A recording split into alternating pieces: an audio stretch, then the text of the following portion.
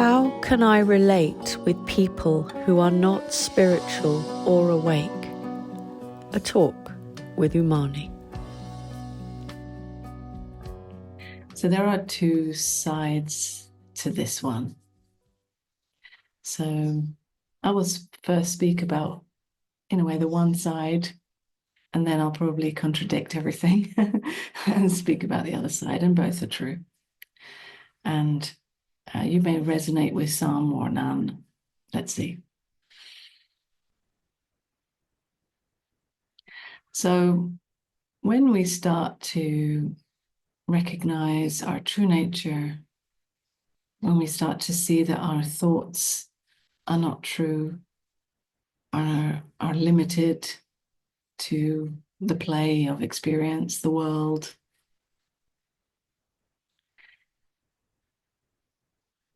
the way that we relate to other people who do still take their thoughts to be meaningful and true and reality, the way that we start to relate to other people becomes more challenging, because the thought stories that is the usual way that most people are relating, we're not believing anymore. We're not taking them so seriously anymore. And in most social situations, people tend to exchange stories. Whether it's superficial, so what do you do? Or where do you come from? Or, or even, let's say, deeper stories about something that has happened in their lives that they want to share. Now, of course, we all have happenings in our lives that we want to share, but when we believe that our thoughts really mean something about me, right? That the story that I tell actually is a story about me, of my life. This creates this identity that we hold very close and very seriously and meaningfully. And it's felt very physically and viscerally, right? And so we are interacting with others from this belief in a me to an assumption about a belief in a me, in a you, let's say, there. And most of the time, when we are exchanging these stories, we're not really listening to other people. We're just waiting for a moment to tell our story again. We're waiting, as someone else is telling their story, we're waiting for a moment to jump in and again tell our own story, so that we can reinforce this story of me again and again. To be someone in the world because we feel more secure and safe like that. And also it's because we only know that, right? This is the usual, this is the norm for the majority of people. And so when we start to recognize our true nature, we start to lose the usual way of interacting. We're not using those same stories to reinforce an identity, because we see that there is no separate identity here. There's no one in here. Even if this is just a very fresh recognition in your experience, still it's very disorientating when it comes to relating with other people. And so one way of dealing with it is to not relate, right? Is to exclude yourself, isolate yourself. Another way is to play the game and pretend and tell the stories, but still to feel very lonely or isolated. to perhaps feel like an alien on a strange planet, to not know really how to relate. Another way of dealing with these kind of situations is to tell the story of spiritual awakening in social circumstances, right? We can start to say, right, this is the truth. Right? You should recognize this. You should stop believing in your thoughts. So, we start to tell people this because we're passionate about it. So there's something very innocent and passionate, right? But at the same time, it also comes from an effort or a wanting, right? A wanting to connect, really, right? A wanting to perhaps even be right, to be the one who knows. There's still a subtle identity in that, or perhaps not so subtle. So we have all these different strategies that we might use in social situations when our usual way of communicating and relating starts to fall apart.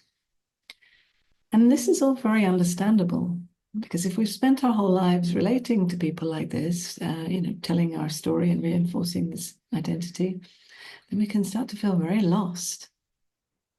Really, we don't know how to be anymore, who to be, what to talk about.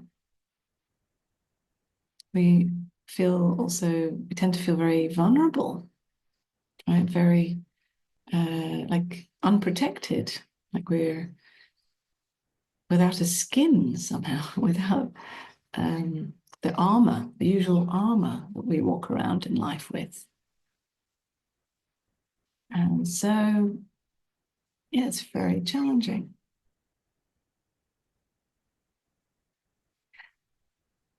So now I'm going to talk about the other side, and that is when we believe that or even when we really truly have recognized who we really are, and we have awoken out of our thoughts and dreams, we can also still have this kind of spiritual ego, let's say, which is a very sneaky one. It likes to land in this idea of I'm awake now, I am spiritual, I've got it.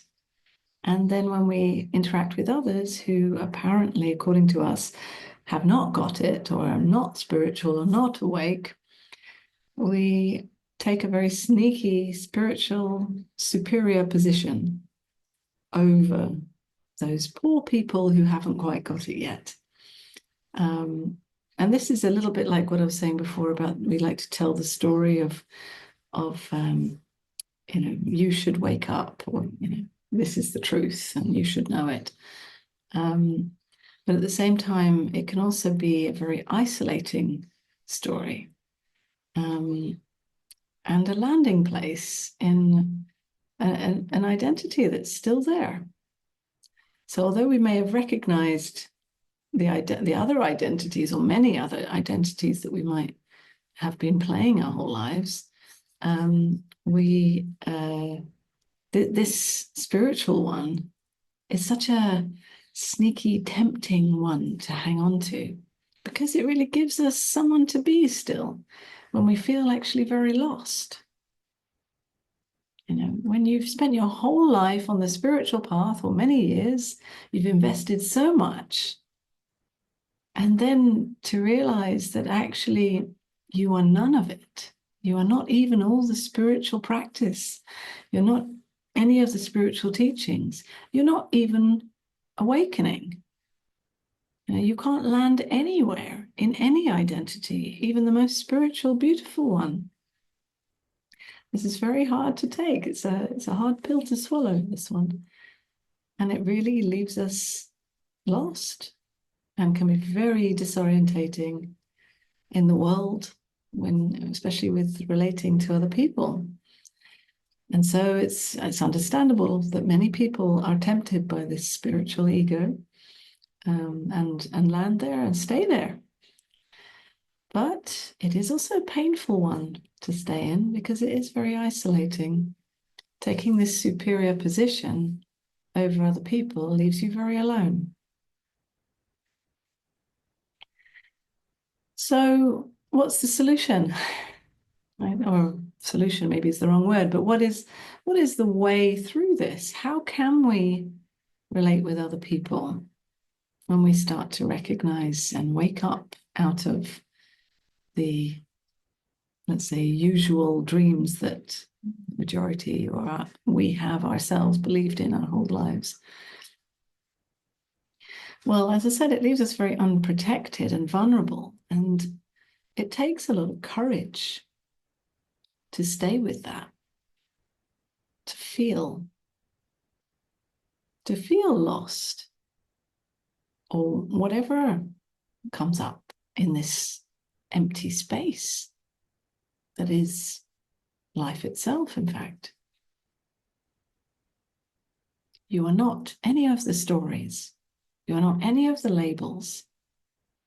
And in that arises all kinds of sensations and emotions, right? Anything can be here because the human is still here. The human is still alive and feeling and responding to life. And maybe old patterns can still be here, like old responses or traumas or wounds or whatever can still be here. So you're touched and you feel, and maybe you feel exposed. And then the mind wants to make sense of it. And so you notice that. And you notice the tendency to come with a new identity. And maybe you do land in that for a while. And then when you see it, you let it go, you come back to the sensations.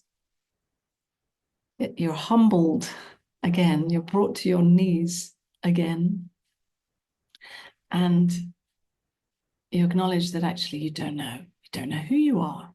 You don't know how to relate. And this is how little children are, right? When they relate with other children, they don't know how to be or who to be. It becomes all very playful and innocent. There's no agenda. Nothing means anything. And it doesn't mean that you always have to be happy and playful, but it's about staying with what is actually here, moment to moment, meeting yourself with tenderness, because it's not always easy. Right? It can be very challenging and confronting to meet all those feelings or sensations that have always been here, perhaps, but you were using all kinds of stories to suppress these things, to protect yourself from feeling these things. And then when you're in social situations with other people, it can feel very like naked, especially if someone maybe is asking you questions that normally would require a story answer. Well, how do you respond when you don't know and you don't know who you are? And even the spiritual concepts don't help. Because if you just come with those concepts, they're also not true as concepts, even if they are pointing to the truth.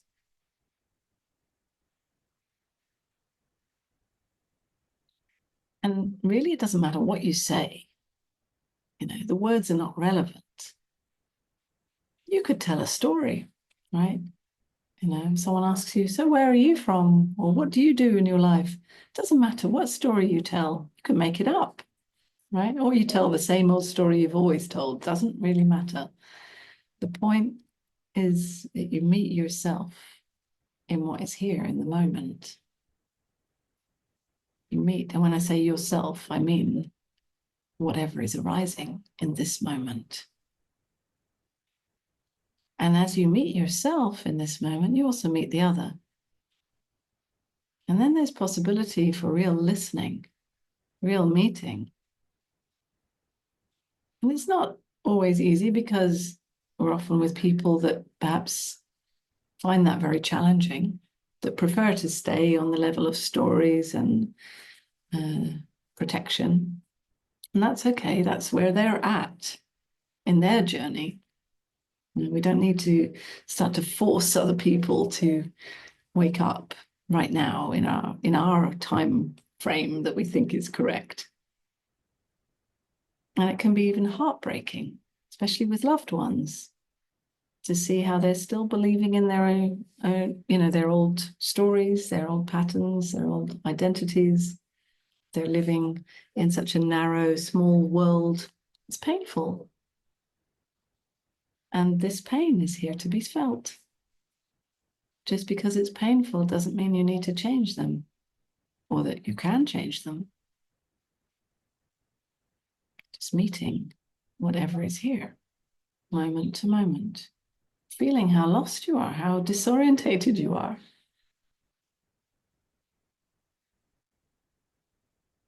And actually, this really is the possibility for true meeting. And there's no formula, there's no guidance that anyone can really give you, because it's simply about responding moment to moment. If you feel that the person in front of you just there's a, let's say, a closing or such a belief in their thought stories, there's no point in trying to tell them the story of spirituality. Because what is spirituality anyway? It's simply what is here in this moment. So all you can do then is meet yourself, meet them. You know that their stories that they're telling are not true. So feel them beyond the story that they tell. Meet them in their eyes. Meet them in what they are really expressing beyond the story. Meet yourself in the midst of that.